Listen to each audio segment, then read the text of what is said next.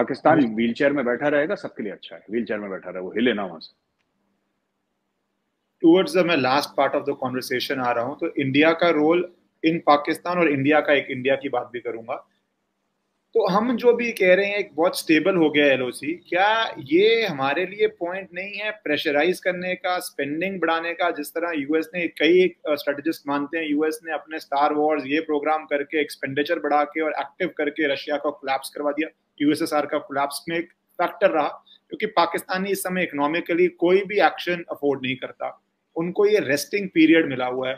थोड़ा सा भी अगर हम काइनेटिक होते हैं या थोड़ा सा भी अगर हम वहां पे एक्टिव होते हैं तो उनके ऊपर एक्सपेंडिचर प्रेशर बहुत आ जाएगा। वैसे ही आर्मी रो रही है कि हमारे पास डॉलर टर्म्स में हमारी इन्फ्लेशन इतनी हो गई है, रुपया गिर गया है, हमारे पास कोई पैसा नहीं है। तो ये क्या हम एक अपॉर्चुनिटी मिस कर रहे हैं इंडिया स्ट्रेटेजिकली, जब हम अपने साइड पे भी रहते हुए थोड़ी अगर एक्टिविटी बढ़ाते हैं तो पाकिस्तान के लिए प्रेशर अनसरमाउंटेबल हो जाएगा। विक्रांत जी, बात आपकी बिल्कुल ठीक है। अगर आप सीज फायर की बात कर रहे हैं along the line of control, तो आपकी बात में लॉजिकली स्पीकिंग दम है। लेकिन जब ये सीज फायर हुआ, I was also very suspicious. I was very suspicious.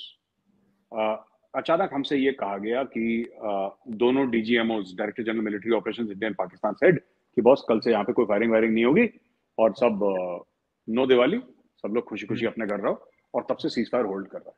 How is it possible? जो आपके पटाखे 70-75 साल से, बीच में 2003 का जैसे हम वाकया देते हैं और भी, उनको छोड़ दीजिए, अचानक कैसे हो गया ये? What was the mechanism under which this ceasefire was signed? मुझे ऐसा लगता है कि कहीं ना कहीं अमेरिकन सेड कि यार ये कोई आउटसाइड इन्फ्लुएंस है, अमेरिकन ना हो तो कोई आउटसाइड इन्फ्लुएंस है जिसने बोला है। क्योंकि पाकिस्तान में, चलिए, पाकिस्तानी फौज अपने आप डिसीजन ले लेती है, क्योंकि वहां पे तो प्राइम मिनिस्टर मीन्स नथिंग, वहां पे पॉलिटिशियंस मीन्स नथिंग, वो तो पाकिस्तानी फौज ही भगवान है। पर इंडिया इज अ डेमोक्रेसी। यहाँ पे this has been midwived probably by the Americans और समबडी, एंड इंडिया सेड ठीक है यार, देखो हमें भी अपने इंटरनल मैटर्स पर फोकस करना है, ठीक है, तुम्हें जो करना है तुम करो। लेकिन yes, strategically it's a good idea. आप नीलम झेलम वैली में, एंड मैं कह रहा हूं, why Neelum Jhelum valley, all along the 730 kilometre line of control, आप जय हिंद बोल दीजिए। अच्छा, बीच में इंडिया के भी फायदे में हो गया थोड़ा सा ना, क्योंकि चाइना वहां पे एक्टिव हो रहा था, and we have removed a lot of troops from the Pakistan border to the Chinese border. तो उस समय इंडिया को भी लगा हाँ चलो, this is a good idea, because assets को आप एलओसी से एलएसी मूव कर रहे हैं। लेकिन yes, we have enough assets कि हम चाइना को भी हैंडल कर रहे हैं और पाकिस्तान को, और कहीं ना कहीं मुझे लगता है सीज फायर टूटेगा। और जब टूटेगा तब पता लगेगा कि ड्यूरेंट लाइन कितना होल्ड करती है, because it's like a fulcrum, if I may explain it, है ना, जैसे फल्क्रम होता है ना, ऐसे ये फल्क्रम है। फल्क्रम है लाइन ऑफ कंट्रोल। जब आप फल्क्रम में प्रेशर डालेंगे ना तो ड्यूरेंट लाइन ऊपर आ जाएगी। This fulcrum will directly damage the Durand line. तो डिपेंड्स कब इंडिया ये बोले कि हाँ ठीक है, line of actual control stable है, लाइन ऑफ कंट्रोल को छेड़ने का वक्त आ गया, तब देखेंगे। आपने बहुत अच्छी बात की है इंडिया की इंटरनल सिक्योरिटी थ्रेट, और मैं इसी लास्ट टॉपिक पे आना चाहता था। इंडिया की इंटरनल सिक्योरिटी थ्रेट मुझे लगता है इस सोशल मीडिया एज में कम्युनिकेशन की है, एजेंडा की है, सॉफ्ट पावर की है। जैसे मैंने बोला, पाकिस्तानी आर्मी को इमरान खान जो भी रीजन से एक्सपोज कर रहा है, घर तक बात पहुंचा रहा है। इंडिया में आम आदमी तो पूरा जुड़ा हुआ है, बट एक मूवी जैसे सपोज एग्जांपल ले लीजिए, जिसमें दिखाते हैं कि लोग आईक्यू आदमी आर्मी में जा सकता है, या उन इंटेलेक्चुअल सर्कल्स में जहां पे दिखाते हैं कि आर्मी तो ऑक्यूपेशन फोर्स है या आर्मी तो रेप की फोर्स थी, वो तो कम हो गया क्योंकि जनता ने बहुत डिसाइसिवली किया।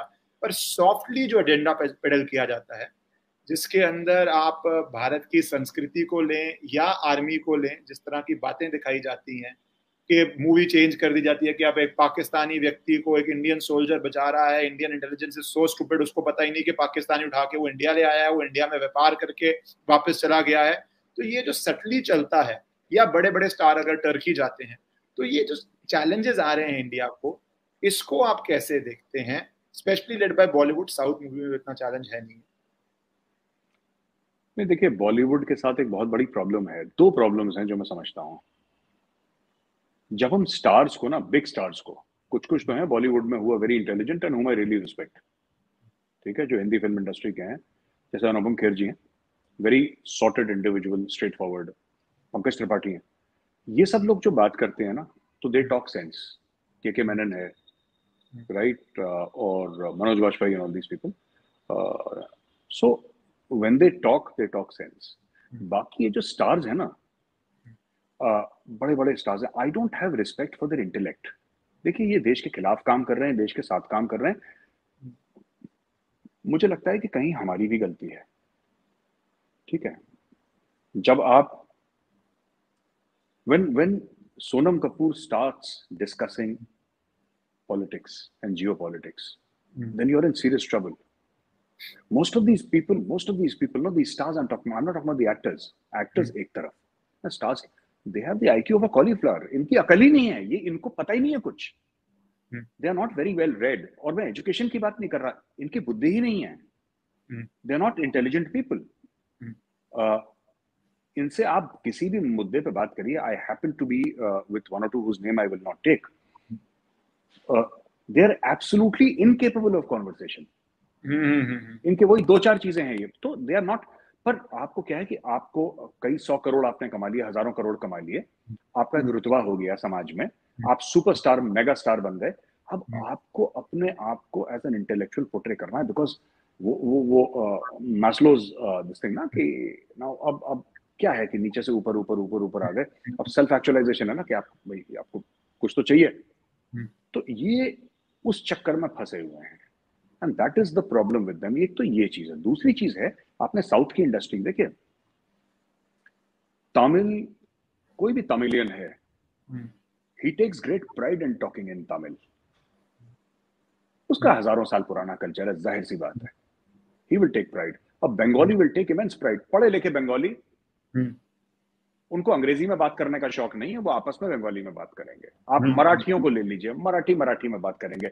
जो कर्नाटका के लोग हैं वो अपनी कन्नड़ा में बात करेंगे, तेलुगु में बात करेंगे, कोई और अपनी जगह में. ठीक है ना. ये प्रॉब्लम कुछ एरियाज की है, हम लोगों के आसपास की. और जो बॉलीवुड की फिल्में हैं, मैं उनकी बात कर रहा हूं. ये प्रॉब्लम यहां की है. Laal Singh Chaddha is a copy of saving private Ryan. आप कॉपी करें. Sorry, my mistake, Forrest Gump. My apologies, Forrest Gump. मेरे दिमाग में ना वो सेविंग प्राइवेट रायन ही चलती रहती है. My favourite movie. So it is a copy of Forrest Gump. Now and in fact the lead role in both the movies done by the same guy. Hence the confusion. जो आपने ego की बात भी करी, अब मुझे वहां के बेस्ट एक्टर से बेटर मैं हूं, मुझे ये भी साबित करना है. तो इसलिए ये भी एक ईगो पॉइंट चल रहा था. पैसे तो कमा लिए आपने, पर अब मैं बेस्ट एक्टर से बेटर हूं, वहां के फाइनेस्ट एक्टर से बेटर. तो ego moves in various ways. Ego के अलावा मुझे ऐसा लगता है कि जो स्क्रिप्ट राइटर्स हैं, जो बॉलीवुड में स्क्रिप्ट लिखते हैं ना, मुझे नहीं लगता कि they are given their due. उसमें इतना पैसा है, स्टार वार पैसे खा जाते हैं 70-80% ऑफ द फिल्म बजट, और आना जाना कुछ है नहीं, इन्होंने करना वही बकवास है. ठीक है, वहां से स्क्रिप्ट चोरी कर ले. ये आधे साउथ इंडियन मूवीज की स्क्रिप्ट चोरी करके फिल्में बनाते हैं. Why go to Forrest Gump?